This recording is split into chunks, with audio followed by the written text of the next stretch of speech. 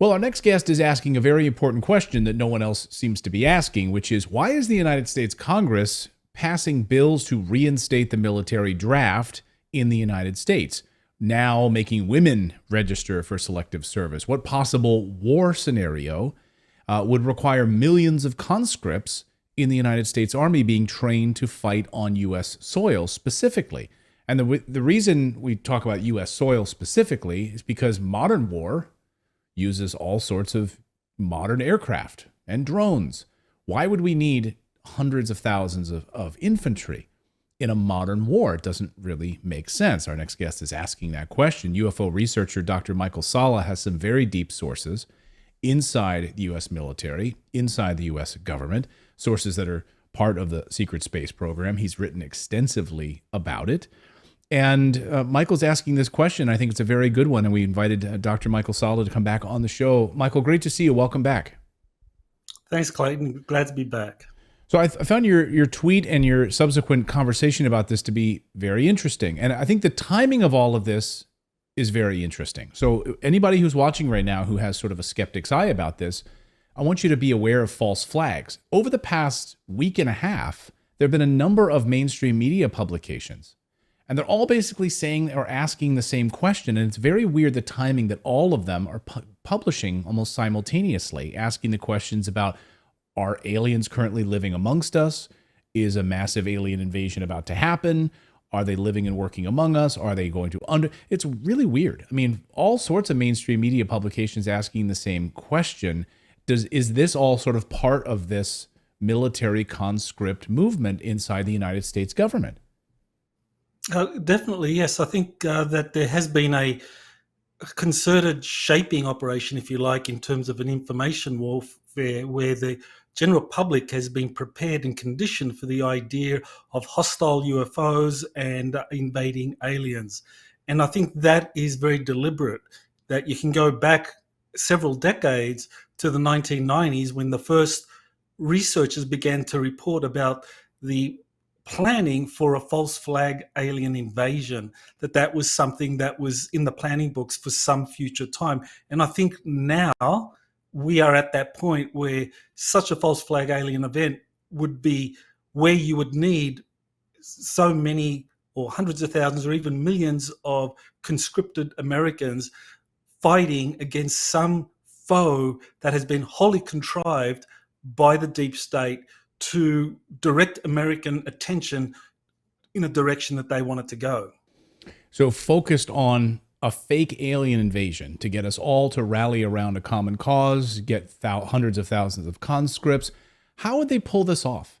I mean, how would they get us to believe that, yes, we are under, I mean, we're seeing the seeds being planted in the mainstream media, definitely news articles. You know, it seems like you're hearing members of the government talking more about this as a likely scenario. So they're sort of planting the seeds of this. But would Americans, I mean, would we fall for it? I mean, and what sort of evidence would we have that this is actually happening? What are they going to try to present to us to make us believe that this is actually imminent? Well, I think that's the key question. How would Americans support this? And I think this is why they've amended the selective service system to make the mandatory military service for 18 to 26-year-olds something that becomes automatic, that anyone in that age group, it's at the moment, the legislation or the bill that was just passed last Friday and included in the National Defense Authorization Act for 2025 is for males. And I think that the reason that they have passed that is that the plan is that when they move forward with this false flag event, because people's children in that age group 18 to 26 are recruited into, or are actually forced to enlist, that they would go out there and fight, I think people would lose their skepticism because all of a sudden their sons are out there fighting against some foe, and who that foe is would be critical. And I don't believe it would be genuine aliens. I think what we would have is a contrived alien threat. And what's the purpose of it? In order to just increase our military size? In order to fight Russia? Like they would use this as a bit of a head fake to bring in more conscripts so that we'd have a larger military. I mean, obviously our military numbers, our overall recruitment numbers are in the toilet. They've been declining steadily for years. What is the purpose of this? Why would they want to do this? Well, the justification that was given in a paper that was published by the National War College a year ago was that looking at the Ukraine conflict, there would be a need for large-scale combat formations in the future. But I don't think that's credible, because if you look at Ukraine, if you look at China, any military involvement involving the United States military would not require large formations of infantry. I mean, you would need the Air Force for bombing. You would be using Marine Expeditionary Forces if they were there to defend Taiwan against an invasion. You wouldn't need large-scale army combat formations. So I think what the real agenda here is that they want to create the foundation where there is this massive recruitment of hundreds of thousands or millions of young men to fight against a contrived threat. And I think that contrived threat would be aliens, extraterrestrials that are wholly contrived, that they wouldn't be genuinely from outer space. They would be these clones that have been manufactured in deep underground military bases. That's one of the things that I have found again and again in my research, is that for over 50 years now, cloning technology has been developed to a very high degree.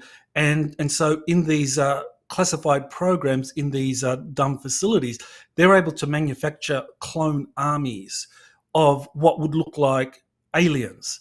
And so these could be released from these underground facilities anywhere in America, overrun a city, and all of a sudden the need is there for large-scale mobilization to defend America from an alien threat. But that alien threat would not really be from outer space. It would be coming from these deep underground military bases using these cloned alien beings. Some people call them programmed life forms.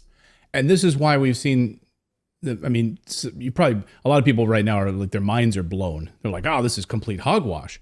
But all of the mainstream media, first of all, your research independently with military sources telling you this, but then the mainstream media over the past few weeks, all on the same page about this, that there are some sort of creatures living here. I mean, these aren't my words. This is what mainstream media publications saying this, that there could be aliens already living among us, but they're not aliens, they're manufactured.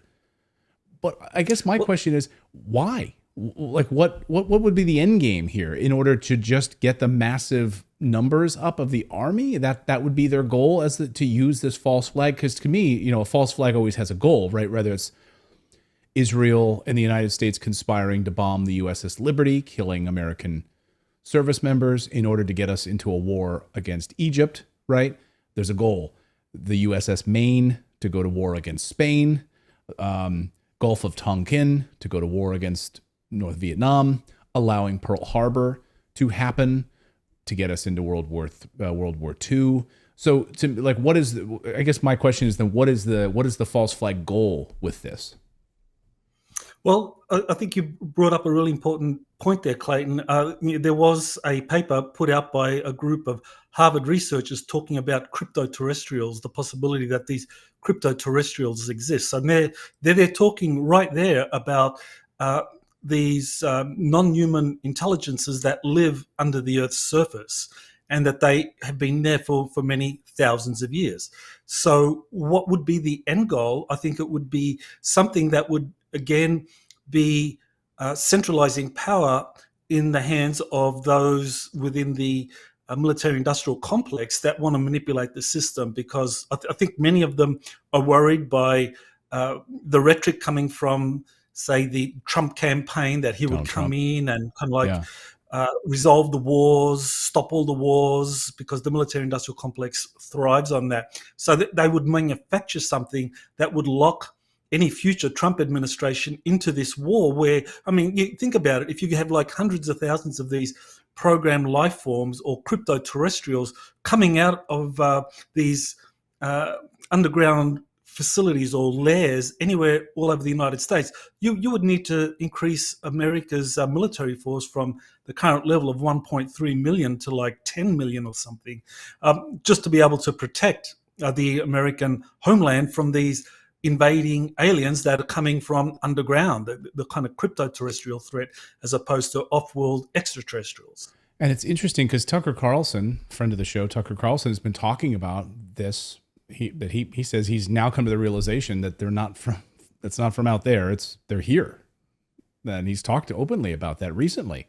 Did you find that fascinating? I mean, is this part of that perhaps story that they're living and walking among us now, and this is part of that story? Yeah, I found that very interesting in terms of over the last couple of years, there's been a deliberate effort to shift attention away from extraterrestrial life and talking about non-human intelligence. And by that, they opened a door to discussing these intelligent races that come from, say, under the Earth's surface or from the oceans, or the bottom of the oceans. And yes, I found definitely that there's a lot of evidence in terms of what whistleblowers and insiders have said about the existence of these underwater or underground civilizations, the so-called cryptoterrestrials, or cryptids, as some call it. And I think that is very deliberate, because that kind of shifts attention away from the idea of an alien invasion involving extraterrestrials from off-world, which a lot of people are prepared for. Psychologically, this has been something researchers like Dr. Stephen Greer have been talking about it for over 20 years now, others even longer than that. So by framing it as an invasion from these crypto-terrestrials, then it's like everyone would be like trying to reassess, well, how do we deal with this? And they can come from any underground location anywhere all over the United States. So you would have to, even in Europe, you would have to have millions of people all of a sudden forced into military service, because these clone armies would be coming out from any underground facility to wreak havoc. And this is exactly so if people are sitting there processing this at home, this is exactly what the military-industrial complex wants. I mean, they've openly said, if we didn't have a Soviet Union, we would have to manufacture one. They've said this. I mean, this is on the record. And if we know that we would lose a war against Russia, that maybe will or will not happen. But having a massive sort of existential threat would be a dream come true for the military-industrial complex, would it not? Well, that's exactly right. And there was a very lengthy book. Well, there was a book written in the 1960s called Report from Iron Mountain. And that was the first time where it was conceptualized that the military-industrial complex would need to manufacture an alien threat to perpetuate the war industry, that as society evolves, that there's always a tendency towards peace. And so the military-industrial complex would always be looking for new ways to manufacture war to be able to perpetuate and prolong the arms industry. And so it speculated that at a certain point there would be need to play the alien card, a kind of contrived alien threat, so that the military-industrial complex could continue to just churn out all of the weapons and continue to kind of suck out the financial resources to be able to perpetuate itself. And so, yes, so this was something that was conceptualized initially back in the 1960s, and here we are 60 years later, and I think we're at the point where something like this can be rolled out. And by having the selective service system amended so that youngsters from 18 to 26 are forcibly recruited, then that would be something that would get massive public support, because then you have a stake in it. If your son is actually fighting in there, or brother or father is fighting as part of this kind of like contrived war, then people would support it. Unbelievable. Unbelievable. But here we are. I mean, a lot about more, there's been a lot of unbelievable things that have happened over the past few years that are no longer unbelievable to me. And this is an astonishing story. It's a great question here. Dr. Michael Salla, where can people connect with you on X if they want to have a conversation with you? You're very prolific on Twitter for X, formerly Twitter. What's your Twitter handle? It's just simply Michael Salla. And I also have a website, exopolitics.org, where people can find out more about me and my books. Awesome. Dr. Michael Salla, great to have you here, and thank you for expanding our mind as usual. Okay. Thank you, Clayton, for having me.